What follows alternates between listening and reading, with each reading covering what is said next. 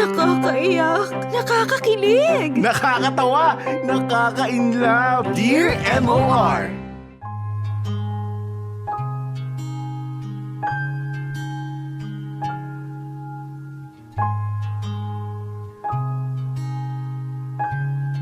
Dear MOR, ang mga kwento ng puso mo. Dear MOR, magandang tanghali Popoy at pati na rin sa mga taong nakikinig sa inyo. Itago nyo na lamang ako sa pangalang Tintin, 23 years old, may asawa at isang anak. 19 years old pa lamang po ako nang magpumilit sa kapatid kong si Ate Maylene na dalhin niya ako rito sa Maynila para magtrabaho at makatulong rin sa pamilya namin. 7 kasi kaming magkakapatid Popoy at parehong magbubukid ang aming mga magulang. Si Ate Maylene ang panganay. Si Kuya Ruben ang sumunod pero maaga siyang nag-asawa at ako nga ang pangatlo. Puro nag-aaral pa ang 4 na mas nakababata naming kapatid. Kaya nga lahat kami halos kay Ate Maylene umaasa. Mabait si ate Popoy at hindi makasarili kaya kahit na nahihirapan na siya ay pilit niyang itinatago yun. Sa pagpipilit ko nga ay nakarating ako dito sa Maynila at dito ko nalaman na hindi pala ganun kadaling kumita ng pera lalo na kung high school lamang ang natapos mo. Gusto ko nang sumuko noon sa trabahong napasukan ko pero tiniis ko ang lahat para sa pamilya ko. Hanggang sa nakilala ko nga si Gilbert.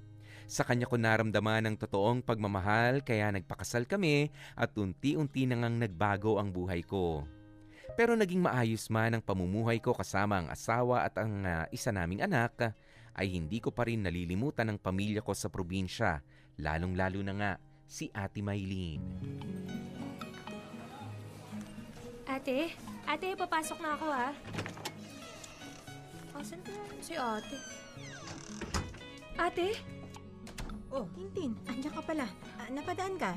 Anong balita? Naliligo ka pala, hindi ka man lang nag-lock ng pinto. Tapos lalabas ka na namang nakatapis lang. Bukas pa yung bintana mo. Sasara ko na nga muna to. Nawala na kasi sa isip ko mag-lock saka magsara ng bintana. Ang init naman kasi ng panahon kaya nang madali na ako maligo. Teka, bibis lang ako sa kwarto ha. Oo na, bilisan mo. Sa susunod nga ate, magsarado ka ng bintana ha. Alam mo namang ang daming manyak dito eh. Mamaya niyan sinisilipan ka na ng hindi mo pa alam. Hayaan mo sila. Hanggang silip lang naman sila. Hindi naman nila makukuha to. Ate naman oh. Eto naman, nagbibiro lang ako. Masyado ka naman kasing seryoso dyan. Eh kasi nga, wag ka na ditong tumira. Doon ka na lang sa bahay namin ni Gilbert. Ako, ayoko nga makisiksik sa inyong mag-asawa, no? Saka okay lang naman ako dito. Magkakasama naman kami ni na Erica at isa pa, mas malaya ako nakakagalaw dito, no? Eh pag lumipat ako sa inyo, naku, baka mamaya mapagkamalan pa ako ni Gilbert na ikaw. Bahala ka. Pag nagkagusto sa akin yung asawa mo, sige ka. Ate grabe ka. Joke lang. Hindi ko namang gawaing manulot. Aga naman kasi uminit ang ulo mo. Dapat relax ka lang. Enjoy lang. Teka, bakit ka nga ba napadaan? Eto, dinalahan lang kita nitong mga ulam. Hindi ka kasi nagpunta sa bahay kagabi. Sinabi ko naman sa'yong may handaan at birthday ni Gilbert, diba? Busy ako kagabi. Bakit nga ba? Kasama kasi si Erica. Saan na naman? Diyan lang. Saan yung dyan lang, Aber? Ito naman, kung makapagtanong, akala mo naman kriminal ako. Kung ano naman yung iniisip mo, walang ganun, okay? Nagpasama lang si Erica dun sa isa niyang racket na nag-host siya. Kailangan din daw kasi ng taga-makeup kaya sumama na ako. Sayang naman yung kikitain ko, diba? Sana in-explain mo sa akin kagabi. Ako yung hina nga na signal doon. Saka alam kong busy ka rin kagabi kasi 'di ba? Nagdatingan yung mga magulang ni Gilbert. Kamusta naman? Sinungitan ka na naman ba ng nanay niyang mukhang puset? Ate naman. Bakit mukha naman talaga siyang puset, 'di ba? Malanding babae! Lumabas ka dyan! Hayop ka! Ahas ka! Hindi ka na nahiya! Ikakasal na yung lalaki na akin mo palabas! Hay! Walang hiya ka! Napakalandi Ate, mo! sino yun? Kailan mo ba yung kumakatok? Babae ka! Bakit nagalit kailan ka? ka talaga! Silipin ko sa bintana. Wag. Hayaan mo lang siya. Nalaman niyang may tao dito, lalo yung manggugulo. Diyan ka lang. Huwag ka lang dyan. Wala ka sa akin, Tatawagan babae na. ka! Lumabas ka! Hay! Malanding Hello, Erwin. Yung girlfriend mo, sunduin mo nga dito. Nagugulo na naman. Huwag mong intay yung maubos yung pasensya ko, ha. Pag ako di nakapagpigil, tinunod ko talaga yung mukha niya sa pader. Harayo dito! Sige na, bilisan mo. Sunduin mo na. Landian mo! Ate, sino yung tinawagan mo? Tsaka sino ba yung babae sa labas? Wala ka rin mukhang mayaharap, Eh, di ba? si Tamang duda yung babae yun, eh. Jowa ni Erwin, eh. Selos na selos sa ganda ng ate mo. Kaya siya nakita raw kami magkasama ng isang araw ng boyfriend niya. Ayan, galita-galita. Mga agaw na raw ako agad. Eh, sino ba kasi yung Erwin? Tsaka bakit ba kayo magkasama? Kaibigan ko nga lang yun. In-order kasi yun, kaya nagkita kami. Yung girlfriend niya lang talaga yung madumi yung utak, eh. Tamang hinala palagi. Eh, wala ba talagang nangyayari sa inyo nung Erwin? Hello, wala no. Kaibigan ko nga lang yun. Saka di ba sinabi ko na sa'yo tumigil na ako dyan sa ganyang gawain. Eh, mabuti naman kung ganun. Pasensya ka na kung napataas yung boses ko ah. Concern lang naman ako sa'yo, ate. Alam ko naman. Kaya nga di ba eto na, nagbabago na ako. Tinutuloy ko na nga yung racket ko sa pagme-makeup artist eh. Ayan oh, nagre-reseller na rin ako sa online business ng kaibigan ko. Sayang din yung kita dito. Oo, tama yan. Galingan mo dyan ah. May tiwala akong magiging successful ka dyan. Sa ate, pag kailangan mo ng tulong, andito lang ako ah. Magsabi ka lang. Popoy at sa lahat ng mga kamorkadang nakikinig, may dahilan kung bakit ako ganyan mag-alala sa ate ko. Binabantayan ko talaga siya para masigurong hindi na siya babalik bilang babaeng tagabigay ng aliw. Oo, inaamin ko, yan ang naging trabaho namin dito sa Maynila. Nang una nga akong makarating dito, ay ayaw pang sabihin sa akin ni ate kung ano talaga ang trabaho niya bukod sa pagiging makeup artist. Hanggang sa ako na nga mismo ang nakadiskubre sa ginagawa niya. Mangiyak-ngiyak si ate nang mag-usap kami tungkol doon at sinabi niya na hindi niya maiwan ang trabahong yun dahil sa laki ng kinikita niya. Kailangan niya ang perang yun para suportahan kaming pamilya. Ramdam ko noon kay ate na hirap na siya pero wala siyang magawa kaya naglakas loob ako noon na sumabak na rin sa ganoong klase ng trabaho. Bahala na ang sabi ko sa sarili ko. Kung ito lang ang paraan para makatulong, ay gagawin ko na rin. At malaki nga ang naitulong noon para sa pamilya namin na walang kaalam-alam sa pinagdaraanan namin ni ate. Hanggang sa unti-unting nakabangon kami. Nagkaroon ng maliit na tindahan si mama at isang mga kapatid ko ay naging scholar naman. Hanggang sa napangasawa ko nga si Gilbert at nakumbinsi ko si ate na tumigil na sa maduming gawain namin. Sabi ko sa kanya maghanap na kami ng ibang paraan para magkapera basta kahit anong mangyari ay wag na kaming babalik sa ganung uri ng hanap buhay. Pagkatapos kong hugasan tong mga botelya ni baby, maglalaban na ako. Sino kaya yun? Tintin! Ay, si ate pala. Ate, pasok! Bukas yan!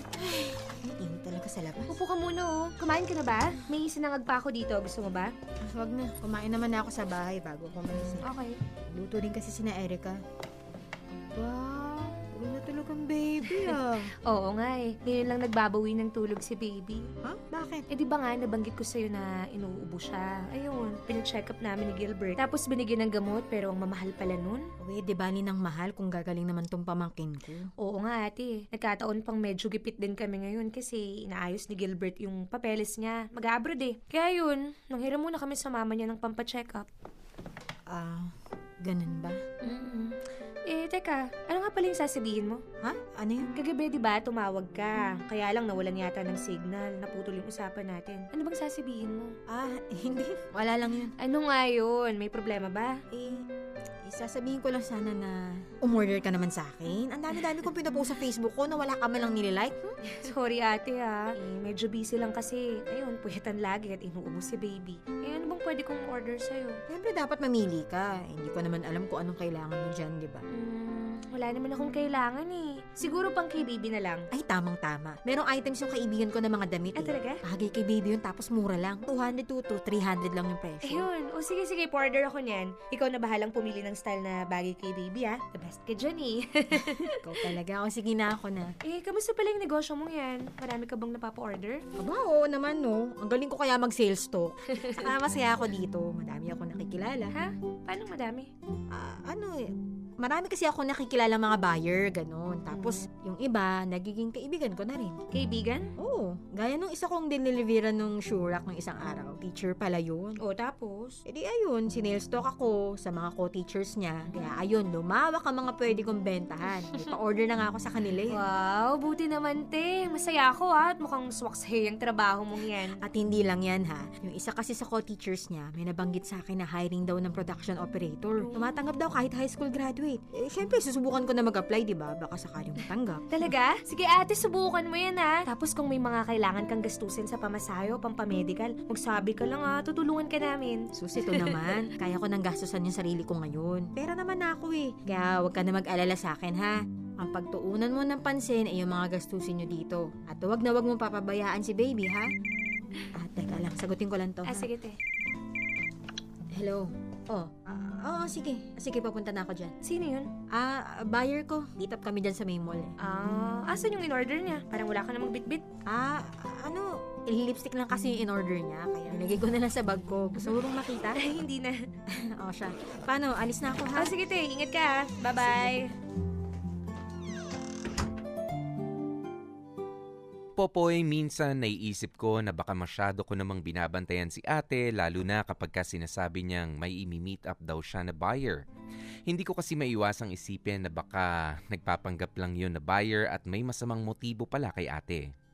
Pero mukhang mali naman ang inaakala ko dahil nakikita ko naman na nagiging maayos na ang buhay ni ate. Lalo na nung sabihin niyang susubukan niyang magtrabaho sa factory. At least doon ay mapapanatag na ang kalooban ko. Maganda rin ang nangyari sa amin dahil natuloy sa pag-abroad ang asawa kong si Gilbert. Alam kong umpisa na ito ng mas magandang buhay, hindi lamang para sa pamilya ko, kundi para na rin sa ate ko.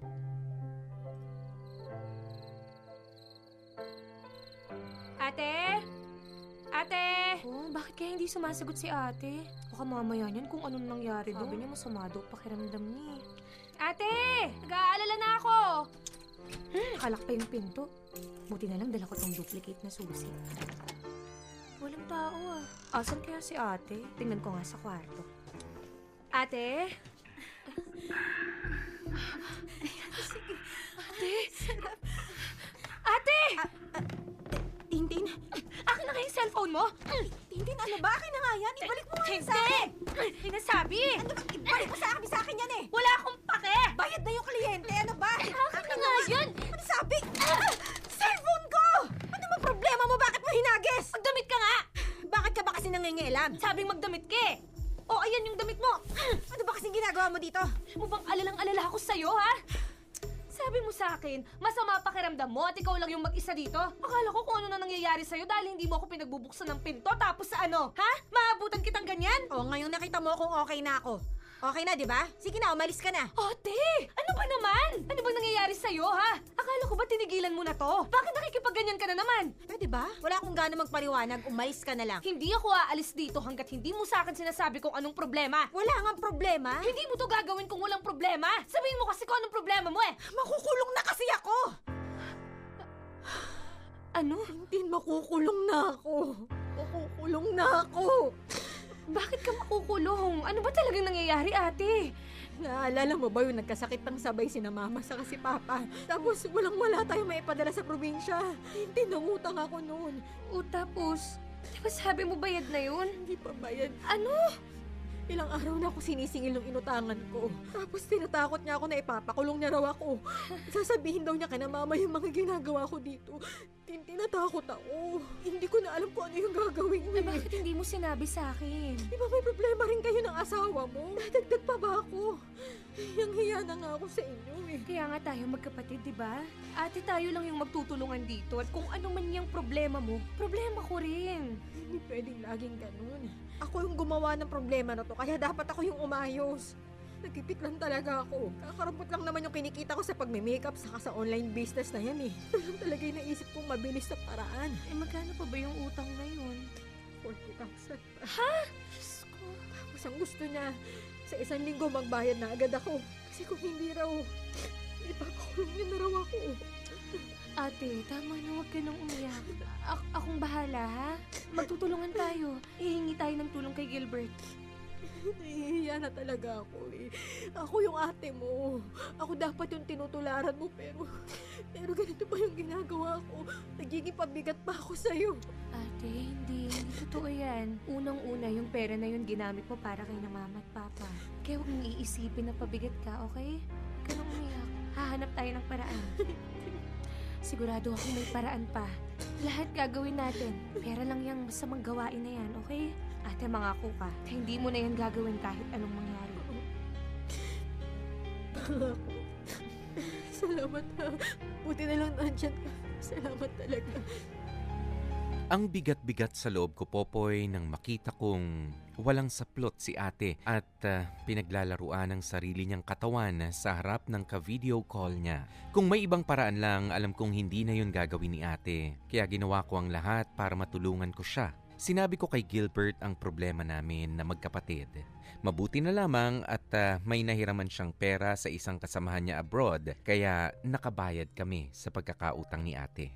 Ang sabi ko kay ate, habang wala si Gilbert, sa amin na muna siya tumira pero ayaw niya talaga. Nangako lang siya na kung magkakaproblema man ay sasabihin niya kaagad sa akin at magtutulungan kami para masolusyonan yun. Wala akong gustong mangyari kay ate, Popoy, kundi mapabuti na ang buhay niya. Gusto kong makaranas na rin siya ng ginhawa na katulad ng kahit papaano ay ginhawa na nararanasan ko at ng sinisimulan ko na ring pamilya.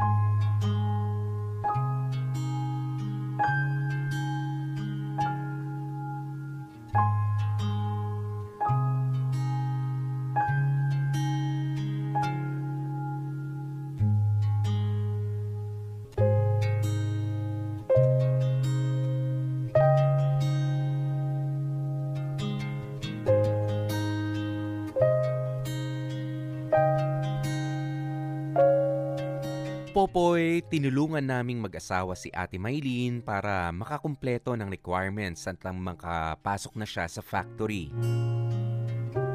Noong una ay tumatanggi pa siya pero sinabi ko na lamang sa naisipin niya ang utang niya o nautang niya yon sa aming mag-asawa at bayaran na lamang niya kapag sumisweldo na siya. Nakapag-umpisa na nga si ate sa bagong trabaho niya pero kapag walang pasok ay rumaraket pa rin siya bilang makeup artist. Nagpapadala pa rin siya kay na mama kahit sabi ko ay ako na lamang muna ang bahala sa kanila sa probinsya habang siya ay bumabawi at nag-iipon pa. Pero sabi ni Ate Maylene ay hayaan ko na raw siya.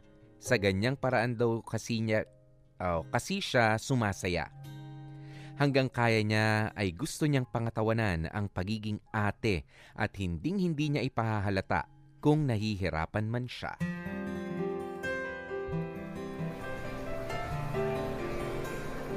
Uy, Tintin, halika. Pasok tayo doon sa shop na yun, oh. Huwag na ate, mukhang mahal dyan eh.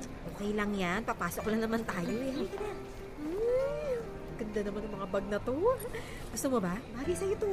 Maganda nga yan, pero magkano ba yan? 3,000 yata itong nasa tag. Ay, 3,000? Naku ate, wag na no. Oh, bakit naman? Okay lang yan. Ano ka ba? Ano, gusto mo ba? Ako naman magbabayad eh. Wag na. Tsaka hindi ko gusto yung ganyang bag. Muna akong ibili ngayon. Ito naman, minsan lang. Eh, wag na nga kasi. Halika na nga, lumabas na tayo dito. Napaka-KJ mo talaga kahit kailan. Ate, nagpapaka-practical lang ako. Ang liit-liit lang nung bag na yun, tapos 3,000. Eh, makakabili na ako ng isang sakong bigas sa presyong yun. Ay, oo na. Sige na. Hayaan mo, mamamalayan ka na lang tayo mamaya. Ay, bibili na lang kita ng isang sakong bigas. Ha? Eh, wag na nga ate. Napakagastos mo naman yata ngayon. Magastos ka dyan. Totoo naman. Una, nagpasama ka dito sa mall, pero puro mga damit naman ni baby yung binibili mo. Tapos pangalawa, gusto mo akong ibili ng bag. Mauubusan ka ng pera kapag ganyan eh. Sige ka. Hayaan mo na ako. Ginagawa ko lang naman to kasi gusto ko makabawi sa lahat na naitulong mo sa akin. Eh. Ngayon ko na nga lang ulit nabilhan ng regalo yung pamangkin ko. Sasawayin mo pa ako. Ang sa akin lang naman, ayoko lang na gumagastos ka para sa amin, tapos nalilimutan mo na yung sarili mo. O hindi ah. Hindi ko naman pinapabayaan yung sarili ko, no? Magpapariban nga ako sa isang araw eh. Ang dry na kaya ng buhok ko, oh. Sino may sabi? Ah, wala. Yung mga katrabaho ko lang doon sa company. Kaya magpapariban na ako. Eh, kamusta ka pala doon, ha? Nahihirapan ka ba sa trabaho? Hindi naman. Madali naman yung trabaho. Okay din naman yung sweldo lalo na kapag nag-OT. Kaya naku, panay ang OT ko ng mga nakaraan. Kaya ito ngayon, may extra akong pera, tapos nakakapagpadala pa ako kina mama. Baka naman masyado kang nagpapakapagod niyan. Hindi naman. Kaya naman ng katawan ko, no? Ang ibig ko sabihin, kahit nag-OT ako, naisisingit ko pa yung sideline ko, di ba? May extra akong kita pa ako. O sige, sabi mo eh. Basta ba, huwag ka magpapakapagod ah. Oo naman. Uunan ko yung katawan ko, kaya hindi ko pwedeng pabayaan yung sarili ko. Ha? Siyempre, ibig ko sabihin, hindi ako pwedeng magkasakit. Dapat lagi akong healthy, di ba? Gaya ngayon, nagugutom na ako kaya, naku, tara na, kumain na tayo. At doon tayo sa masarap ha, libre ko. Doon na lang tayo sa fast food. Masarap din naman doon eh, mura pa. Kesa naman humanap pa tayo. Teka. Sagutin ko lang tong tawag ha. Okay. Hello? Oo na, sige. Basta mamaya ka na tumawag ha. Kasama ko yung kapatid ko eh. Bye. Bagay yata cellphone mo. Ha? Eto? Hindi second hand nga lang po. Talaga? Eh bakit parang bago pa? Maingat daw kasi yung dating may-ari. Kaya, ayun, mukhang bago at walang gasgas yung cellphone. Edi ang mahal pa ng bili mo dyan. Magkano? Hindi mura lang kaya to. Mm-hmm. Nirecommend lang sa akin to nung katrabaho ko. Sabi ko nga, wala akong pera eh. Sabi niya, pwede naman daw hulugan, kada cut off. Kita mo naman maganda pa yung cellphone, kaya ayun, kinuha ko na. Talaga? Oo nga. Ikaw talagang dami mong tanong ha. Siguro gutom ka na. Tara na nga, kumain na nga tayo.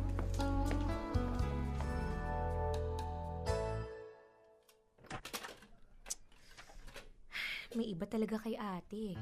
Kailangan kong malaman kung tama yung kutob ko. Pa-check nga yung website. Diyos ko, sana naman mali ako nang iniisip. Si ate to ah. Picture ni ate to. Bakit may picture siya dito? Teka nga, tingnan ko nga yung comments. Panalo tong babae na to. Sobrang sulit. Ha? Anong ibig sabihin nito? Tsaka, kagabi lang tong comment na to ah. Kailangan ko makausap si ate. Hello, ate? Tintin, ano yun? May itatanong lang sana ako sa'yo eh. Ano nga ba yun? Nasaan ka kagabi? Kagabi? Nasa kapatid. Talaga? Oo naman, ano ka ba? May problema ba, Tintin? Hindi, wala. Kapatid mo nga ako. Hindi ko pa kasi napapansin nung nasa mall tayo. Iba yung gustong tumbukin ng mga tanong mo. Ate, nag-aalala lang kasi ako eh. Baka bumalik ka na naman kasi dun sa... Sabi ko na nga, pe. Hanggang ngayon ba naman, wala ka pa rin tiwala sa akin, ha?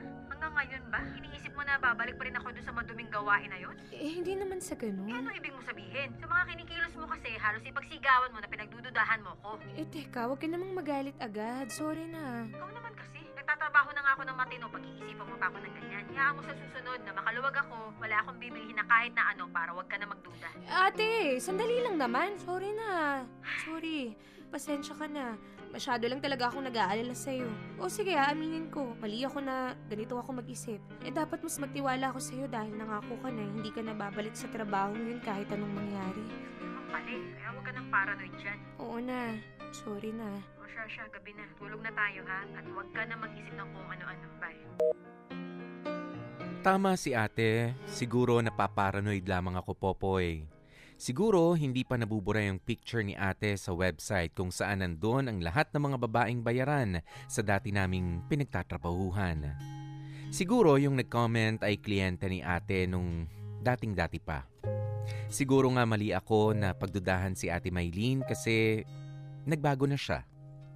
Mas okay na ganyan ang isipin ko kesa naman sa ipilit ko kay ate yung pagdududa ko kahit hindi naman totoo.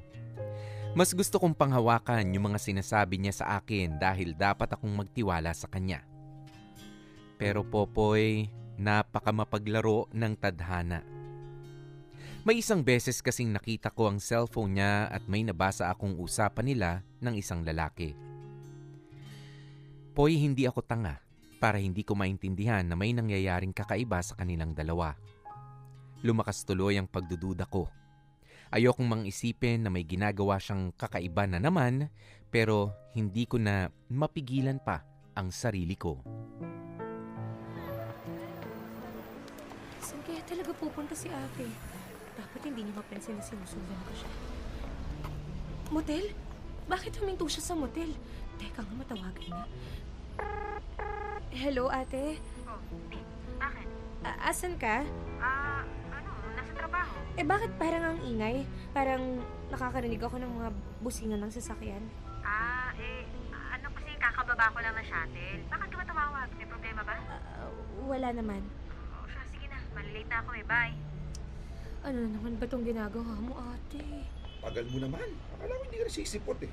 Pwede ba naman yun? Natagalan lang ako kasi pinagandaan ko itong bilhin ng makakasama kita. Alam mo, ang galing mo talaga magpawala ng ulo. O siya, sige na. So tayo sa loob. Ate! Hindi. Ate, halika na. Umuwi na tayo. Bitawan mo nga ako. Hindi pwede. Halika na. Uuwi na tayo. Ano ba?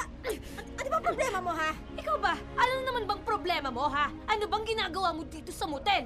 Kailangan ko ba maipaliwanag sa'yo yun, Tintin, ha? Kung pumunta ka lang dito para pangaralan ako, pues umalis ka na dahil hindi rin naman ako makikinig sa'yo. Hindi ako aalis hanggat hindi kita kasama, kaya halika na! Teka. May problema ba? Wala. Anong wala? May problema tayo kaya umuwi na tayo.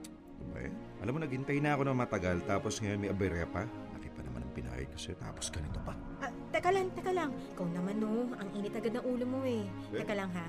Kausapin ko lang to. Basta dyan ka lang, ha? Promise, hindi ka magsisisi sa akin mamaya. Teka lang, ha. Ano ba kasing problema mo, ha? Pwede ba umalis ka na nga? Sinisira mo yung diskarte ko, eh. Ito ba yung diskarte mo, ha? Paniwalang-paniwala ko na nagtatrabaho ka ng maayos. Asan na yung pangako mo? Pwede ba? Wala akong oras makapagtalo sa'yo ngayon. Kaya please lang, umalis ka na. Huwag mong hintayin pagtulakan pa kita. Aalis lang ako dito kung kasama kita, kaya halika na! Ano ba? Hindi nga ako sasama sa'yo. Ano ba? Umalis ka na nga dito. Baliw ka! Ate, ano ba? Halika na! Kanina pa ako nagtitimpi sa'yo, ha? Hindi ka na naman ba nakainom ng gamot mo, ha? Ano ba Nababaliw yung ka na sinasabi talaga, mo, eh. ha? Kung ayaw mong umuwi, bahala ka. Basta wag ka lang mga elam sa akin. Tagal pa ba yan? Naku, pasensya ka na, ha? Huwag mo na pansinin yun. Sino ba kasi yun? Kasama lang namin sa bahay. May tililing kasi yun, baliw yun. Tinatawag pa akong ate, hindi ko naman yung kaano-ano. Di dapat kasi pinalayas mo na. Sabi ko nga, lumayas na ang kulit-kulit, balik ng balik. Wala namang naitutulong. Sana nga mawala na yan para wala na nangingialam sa akin. Tara na nga, ang dami pang panira. Ate, huwag kang sumama dyan. Halika na! Ano ba? Kulit-kulit mo kasi. Hindi ka talaga nakakaintindi, no? Gusto mo talaga yung sasaktan ka pa? Pag sinabi ko umuwi ka, umuwi ka! Ate... O ano? Bakit ganyan ka makatingin, ha? Nagagalit ka na sa akin? Sige, magalit ka. Wala naman akong pake sa'yo, eh. Sama-sama mo! Oo na! Ako na yung masama. Ako na lahat. Masaya ka na? Umuwi ka na! Uuwi na talaga ako! Yan ang gusto mo? Sige, bahala ka sa buhay mo! Sa kauna-unahang pagkakataon, Popoy, ay sinampal ako ni Ate Maylene. Sinampal niya ako kahit ang gusto ko lang naman ay ang mapabuti siya. Umuwi akong umiiyak noon at hindi ko itatanggi na nagagalit ako kay ate. May pagkakataong naisip ko na kung ayaw niyang pinapakialaman ko siya, bahala na siya sa buhay niya. Pero Popoy, mas matimbang pa rin ang pagmamahal ko kay ate bilang kapatid dahil magdamag akong hindi papakali sa kaiisip sa kanya. Ipinagdarasal ko na sana ay walang gawing masama sa kanya yung lalaking kasama niya at sana ay wag niyang samantalahin si ate. May mga kliyente kasi talagang hayop ang tingin sa aming mga babaeng bayaran na walang magagawa kundi ang sundin ang lahat ng mga gusto nilang ipagawa sa amin.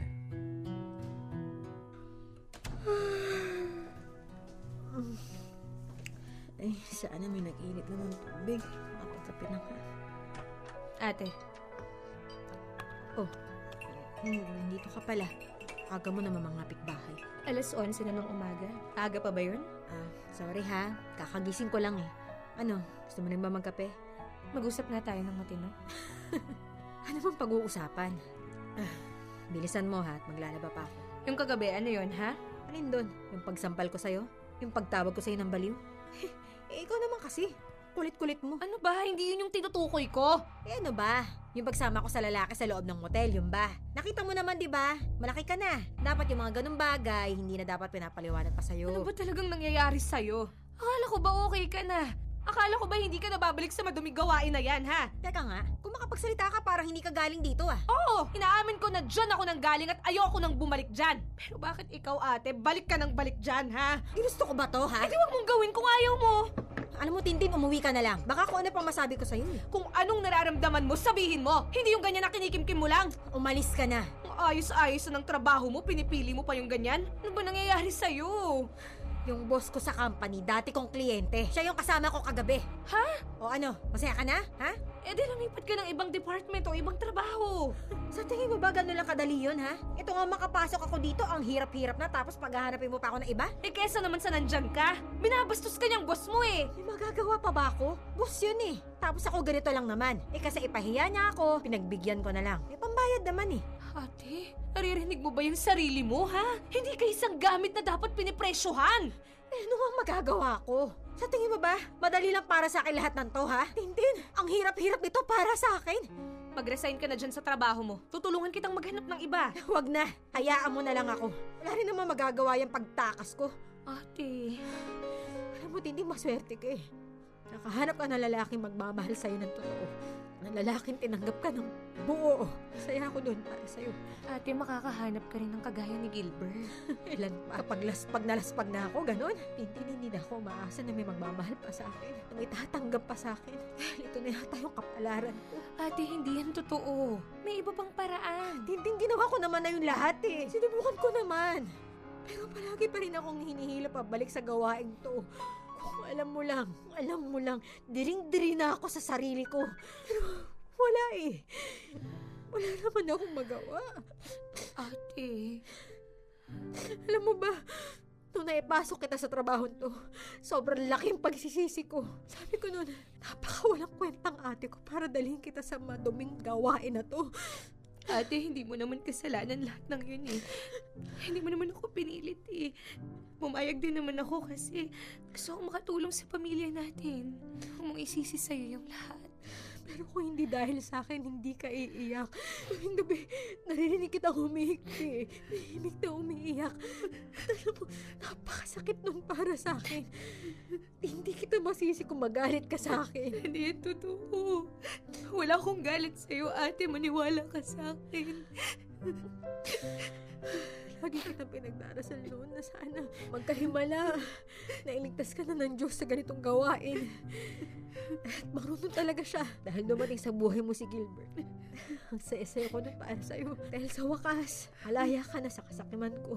Ate naman, huwag ka namang magsalita ng ganyan, oh. Mabait ka. Kasi lahat ng meron ako, utang ko sa'yo. Pinaaral mo ko. Tinaguyod mo yung pamilya natin. Inuna mo kami kahit hirap na hirap ka na. Salamat, Tina. Salamat kasi nauunawaan mo ko. Napakasama akong Hindi, ate. Napakabuti mo. Mahal na mahal kita at gusto kong mapaayos yung buhay mo. Hindi. Masama akong ate. Kasi naiinggit ako sa'yo. Kasi sa tuwing nakikita kita, ikaw at ang masaya mong pamilya. Namarating ako sa puntong sana lahat ng meron ka. Meron din ako. Sorry, Tintin. Sorry, ate. Sama-sama ako, di ba? Gusto ko mang patayin yung inggit sa puso ko kasi kapatid kita, pero dito pa rin eh. Pakiramdam ko kasi ako lang yung naiiwan sa putikan na kahit anong gawin ko, hindi ako makakaalis dito. Sorry. Ate, huwag ka nang umiyak. Gagawa tayo ng paraan, ha? Hindi kita pababayaan. Tama na. Sobra-sobra na yung binigay mo. Gapin na lang natin na ito na talaga yung nakalaang buhay para sa akin. Alam kong ayaw mo kong nakikitang nahihirapan pero wala eh. Ito lang talaga yung kaya kong gawin. Pero ate, huwag nating sukuan agad, ha? Darating din siguro yung panahon na yun, Tintin. Pero huwag na nating ipilit ngayon. Walang araw siguro makakalaya rin ako sa kanila to. Pagkatapos ng pag-uusap namin yun ni Ate Maylene, ay nakiusap siya sa akin na hayaan ko na raw muna siya, Popoy. Alam naman daw niya na concerned ako sa kanya, pero sa ngayon daw ay ayaw niya ng kontrahin ng agos ng buhay niya. Bahala na raw muna. Ang sakit-sakit, Popoy. Bakit kailangan makulong si ate sa ganoong klase ng gawain? Para na siyang nakakadena. Bakit ang damot-damot ng pagkakataon sa kanya? Wala naman siyang ginawang masama sa kahit kanino mang tao, pero bakit ganyan ang dinaranas niya sa sariling buhay niya? Masakit dahil wala na akong magawa para sa kanya. Hindi ko na alam kung papaano pa siya tutulungan kung siya na mismo ang sumuko na. Panalangin ko na lang na sana ay may makilala rin si ate na magpapabago ng buhay niya. Hindi ako nawawalan ng pag-asa na isang araw ay magiging masaya rin si Ate Maylene at makakalaya na sa masamang gawain na pinasok niya. Hanggang dito na lamang ang sulat ko, Popoy. Muli, maraming salamat sa pagbasa ng kwento ko. Lubos na gumagalang, Tintin. Yan na nga po ang napakapait na katapusan ng kwentong ito ni Tintin at ni Maylene. Pero ayoko naman sabihin na tapos na ang kwento ng pagtulong at paghila nitong ni Tintin sa kanyang Ate Maylene na para bang sumuko na nga rin sa hamon ng buhay. 'Di ba? Na para bang wala na. Nawalan na ng pag-asa na ito na 'yun. Kung ano man ang sitwasyon na meron ako ngayon, kapatid ko, hayaan mo na lang ako rito. Wala na ako nakikitang pag-asa. 'Di ba? Pero para sa akin, Tintin, all the more na mas lalo kang dapat wag bumitaw sa ate mo. Dapat lalo kang lalo kang mangulit, 'di ba? Kahit pa ikagalit niya. 'Di ba? Kahit pa mairita na talaga si Ate Maylene. Kasi may mga tao kapag tinanggap na nila yung sitwasyon nila and you really think and you really see and you really feel na yung tinatanggap nilang sitwasyon ay hindi naman talaga para sa kanila, that they can do more. 'Di ba? Alam mo, Tintin, bigyan mo ang ate mo ng feeling na may tiwala ka sa kanya. 'Di ba? At bukod sa pagtitiwala ay yung suporta. 'Di ba? Nandyan, unwavering support, 'di ba? Yung walang patumanggang, walang pagtigil na pagsuporta, yan yung dapat mong lalong ipakita sa kanya na someone really believes that you are going to change for the better. 'Di ba? Minsan alam nyo, sabi nga nila, ang tao kapag tinutulungan mo ay you can only do so much, para sa isang tao, to make him feel better, to make him look better, 'di ba? Pero kapag yung taong 'yun ay bumigay na hindi na, ayoko na. 'Di ba? Wala na akong plano na gumanda pa yung sitwasyon. Okay na to. Okay na to sa akin. Sanay na ako. Pero sa tingin nyo, meron pa siyang magagawa, lalo nyong kulitin. 'Di ba? Kahit paminsan ay magalit sa inyo. Kasi yung iba talaga ay kumbaga kapag tinanggap na at matigas na ang kanilang mga dibdib sa kanilang sitwasyon, feeling nila yun na yun. 'Di ba? Because that's the easiest choice. 'Di ba? That's the easiest choice they got dahil pagod na sila noon. 'Di ba? Sa kapipilit. Hindi naman kasi sila pagod o hindi sa ayaw magbago ng mga tao, mga kapamilya. Isipin niyo po yan, hindi sa ayaw nila magbago. Napagod na silang maghanap ng pag-asa. Napagod na silang maghanap ng panibagong oportunidad noon. 'Di ba? Kaya ang nasa isip nila, dahil wala naman nangyari noon, through their experience na walang nangyari doon sa paghahanap ko, anong difference ang meron yun noon tsaka ngayon? 'Di ba? Mas dumami pa ang kakumpetensya ko para makapaghanap ng mas magandang trabaho. Mas dumami pa ang kakumpetensya ko para maging better ang buhay ko. 'Di ba? Kasi nga dahil sa kanilang experience noon ng rejection, na experience nila ng mga negative experiences nila noon. Pero ikaw, kung meron kang pagkakataon to influence yung tao na sabihin sa kanya hindi, iba na ang sitwasyon mo ngayon, 'di ba? And it needs to start with you. 'Di ba? May isang tao lang na marunong magtiwala.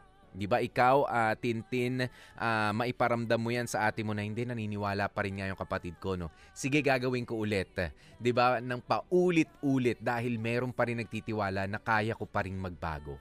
'Di ba? Ngayon ka pa aatras. Ngayon mo pa pagbibigyan yung ate mo na hindi, hayaan mo na lang muna ako. Bahala na. Bahala na is the most convenient thing to say. 'Di ba? At pagka sinabi natin convenient, yun nga yung pinakamadali, but it's not the best way to go. 'di ba? Hindi po 'yun ang hindi yung mga shortcut o yung easy money ang laging ang lagi nating pupuntahan. 'Di ba? Aminin natin na kapag ka ikaw ay sige, tumanggap ka ng mga kapit sa patalim na mga racket, 'di ba? Easy money, napakabilis ng pasok ng pera. Biruin mo, konting oras lang, konting tiyaga lang, pero yung dangal mo nawala na. Nabastos ka na ng ibang tao, walang respeto sa iyo yung ibang tao, ang baba ng tingin sa iyo. That's a long-term effect, 'di ba, ng mga easy money na mga ganyan. And sometimes it's really illegal, 'di ba? O yung mga easy money. O aanhin mo yung easy money na yon kaysa kumpara sa hard-earned money na you still have your dignity, 'di ba? You still have other people's respect. Yun ang mas mahalaga at kung sakali magkakaroon ka ng pamilya, ng mga sarili mo mga anak, sasabihin nila kahit na ganyan ang naging buhay nyo, hindi kayo mayaman, 'di ba? Hindi kaganda ng inyong bahay, ang inyong buhay, pero naging marangal ang magulang mo, 'di ba? Oo, 'yun dapat yung mga ini-instill natin sa isip nila na merong pang pag-asa. Gumigising ka pa sa araw-araw, Ate Maylene, at sa mga katulad ni Ate Maylene, gumigising ka pa araw-araw, sige, masamang bangungot, masamang pangyayari, and gusto kong makita nyo, no? Lalo na sa inyong mga napipilitan talaga na magtrabaho ng ganito. Ayan nga, yung mga personal service provider, yung mga personal sex provider, mga online na katulad nitong si Tintin and si Maylene, 'Di ba? Alam ko, lalo na kung ginawa nyo 'yan sa ngalan ng inyong mga pamilya, 'di ba? Nakakahiyaman. Totoo naman, nakakahiyaman kung ginawa nyo 'yan para mapabuti. 'Di ba? Ang inyong mga pamilya, ang dapat nyong iisipin, the end does not justify the means. 'Di ba? Hindi man naging tama yung paraan ninyo, pero yung paraan ninyo, pero yung kagustuhan ninyo na makatulong, mag-improve ang buhay ng iba ay nandoon. And I think that's a very good investment pa rin, 'di ba? Na kahit na sabihin na nga natin, ang daming term ng mga matatanda natin, papakain mo ba 'yan galing sa masama yung mo? No choice. I had no choice noon, 'di ba? I had no choice then but to do this kind of job. 'Di ba? This disgusting kind of a job. Noon 'yun. Ayan, pero yung ngayon ko gusto ko nang baguhin. 'Di ba? Gusto ko nang baguhin at wala nang kinalaman yung noon ko doon sa bagong ako ngayon. Yun sana yung isipin ninyo na kada gumigising ka sa umaga, kumbaga parang isa tayong parang isang blankong papel, 'di ba? Na isusulat mo yung storya mo. Kung pangit ang kwento ng nangyayari sa isang maghapon mo, 'di ba, sa isang papel, sa bawat pagising mo sa umaga, sa isang araw, 'di ba, gawin mo na maganda. 'Di ba? Umpisahan mo na maganda at you see to it na tatapusin mo na maganda ang mga pangyayari sa buhay mo kahit na maliliit. 'Di ba? You start with the littlest things. 'Di ba? You start doon sa mga pinakamaliliit na ma-appreciate mo. 'Yun ang mas maganda kaysa yung iisipin mo na hindi, wala na talaga akong pag-asa, lunod na ako, sa ganitong sitwasyon na ako mamamatay, 'di ba? Pero balikan mo, meron kang nagawang mabuti sa mga taong nagmamahal sa iyo noon, 'di ba? At yung mga sikreto mo, ikaw lang nakakaalam noon, tsaka yung mga iba pa, sige, may mga ilan din mga nakakaalam, but don't let it define you. You define the situation. Don't let the situation define you nang basta-basta. Pangit yung sitwasyon, pangit na rin ang mararamdaman mo about yourself. No, 'di ba? Huwag kang pumayag noon. Kung pangit ang sitwasyon, baguhin mo yung sitwasyon para sa sarili mo. 'Di ba? The change should come from you. Ang pagbabago ay dapat mag-umpisa sa iyo. Huwag mong iaasa sa pangulo ng bansa. Huwag mong iaasa sa Senado, ayan, sa Kongreso. Huwag niyong iaasa doon ang pagbabago. Iaasa ninyo yan sa ating mga sarili. Ayan, pero I really do hope sa mga kapamilya natin mga nakikinig. Although ito talaga ay malaking problema nga sa ating bansa ngayon, and hindi naman sa iniisip ko, pero malamang yung iba ay nag-iisip na rin na sige, rarakitin ko na muna to, wala kasing trabahong mahanap, 'di ba? Magiging katulad nila Tintin and Mylene, but I really do hope and pray na you're not gonna be one of them. Ayan, sana maisip din ng mga susunod na mga pamahalaan kung nakikinig man talaga sila sa kanilang mga tao, no? Kasi nakikita natin minsan hinuhuli, 'di ba? Yung mga may online online sex cafe ba 'yan? 'Di ba? Yung mga nagsho-show sila, ganyan, hinuhuli yung mga 'yun. 'Di ba? Instead of making huli lang sa mga natin, sa mga lawmakers, sa mga magagaling na mga mambabatas, napakagagaling na mga mambabatas natin, kung hindi lang po kayo matatakot, sana yung ganitong mga issue, 'di ba, ng unemployment ang inyong sinasagot. Hindi yung tumutulong kayo para dumarami ang mga unemployed. I'm sorry to say. Ayan, pero sana imbis na huhulihin ang mga taong ganito na gumagawa ng masama, can you offer them jobs?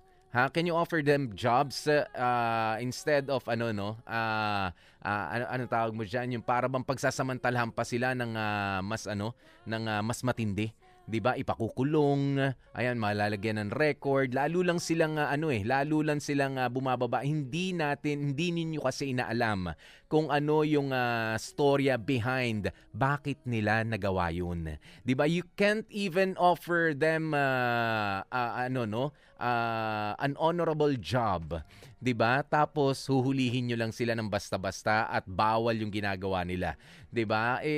Ano ba ang may offer natin talaga sa mga taong bayan? Alam naman nitong mga to Actually, kaya nga sila nagtatago. Alam nila na mali yung ginagawa nila, pero dahil yung ganung trabaho may nai-offer sa kanilang pera, may naihahain na pagkain sa harap ng kanilang mga anak, ginagawa pa rin nila. 'Di ba? Yung mga katulad nila Mylene and Tintin.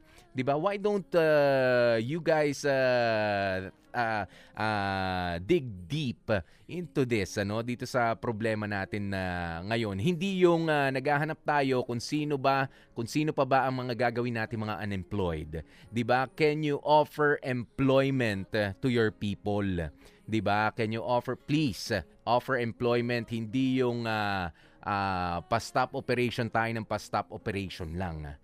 Yun ang mas maganda, 'di ba, na i-offer natin sa mga tao, not our fear of your leader, 'di ba? Not the fear of your leader. Huwag 'yan ang i-offer niyo sa mga tao. We do not deserve fear. You serve the people, we will not serve you. 'Di ba? You serve the Filipino people sa best interest po namin. And I'm sorry, pero dito sa Pilipinas kasi kapag mga politiko tinitingala ng mga tao, 'di ba? Whereas ang mga politiko dapat pinagsisilbihan ang mga tao the best way you can. Hindi kayo dapat nagsisilbi sa iilang tao lang, 'di ba, na feeling nyo nasa kapangyarihan. That's it. Okay? Sana matapos yung mga problemang katulad nitong sina Tintin, sina Mylene, walang uhulihin na mga illegal na mga nagtatrabaho na ganito kung makakapag-offer kayo ng matinong trabaho, nung marangal na trabaho. Kahit na simple lang yan. Kung may offer kayo. Pero kung magtatanggal pa kayo ng trabaho, that's brainless. Okay? And nakakahiya para sa inyong mga posisyon. 22 minutes makalipas ang 2:00 ng hapon. Nakasama nyo nga po ang inyong lingkod. Ako po si DJ P, DJ Popoy. That's my Guapopoy. Sabi ko nga po sa inyo, sa mga susunod pa natin mga programa dito sa Dear MOR at sa iba pa mga programa namin na MOR na offer sa inyo, please do support us sa aming mga sa mga nalalabing araw. 40 plus days. Ilang days na lang ba? 44, 43? I don't know. I don't want to do a countdown. But we'll get there. We'll get there by August 31 sa ating huling pagsasama-sama, and I hope you guys will be there, will be here with us. Wala po tayong iwanan, tayong magkakapamilya. I would like to think that this is only a long break for everybody. Ayan, ang mga gusto sana maglingkod pero pinipigil na maglingkod sa inyo to entertain you. Samahan kayo sa ating pinagdaraanan sa ating pandemic na ito, no? To risk our lives also by going out of our houses. Ayan, at nire-risk din namin. Ako, may 3 akong mga anak na hindi ko agad malapitan pagka uwi sa bahay. But what can you do? What can you do? Diba? Basta po sa weekend na ito, please, ang ganda ng mga aral ng mga kwento natin ngayon, ano? 'Di ba, na let us not be too insensitive doon sa sitwasyon ng ilang mga tao, 'di ba, na wag tayong maging judgmental, ano, sa kanilang sitwasyon dahil hindi maganda o dahil na sa kawalan nila ay hindi, maghanap na lang kayo ng iba. Do not just give that option. You can do that kung meron kang i-offer na iba, 'di ba? Ba't hindi ka pumunta dito? Be definite. You don't just say na ito na lang ang gawin mo. Gumawa ka na lang ng iba. You don't just say that. Kung meron kang definite may offer, think about it. Diba? Think before you talk. And pangalawa, ayan yung mga lessons pa natin nung mga nakaraan dito sa Dear MOR, very very timely. Very very timely, kaya naman sige, i-enjoy natin ang ating pagsasama sa ating mga huling mga araw bilang mga magmomorkada. Pero sabi ko nga, sa gitna ng mga kadiliman ng mga nangyayaring ganito, no, ay magliliwanag din.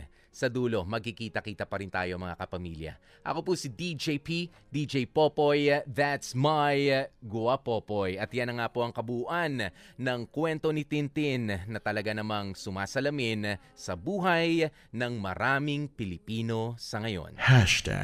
Dear MOR. Kadena. Dear MOR. Ang mga kwento ng puso mo.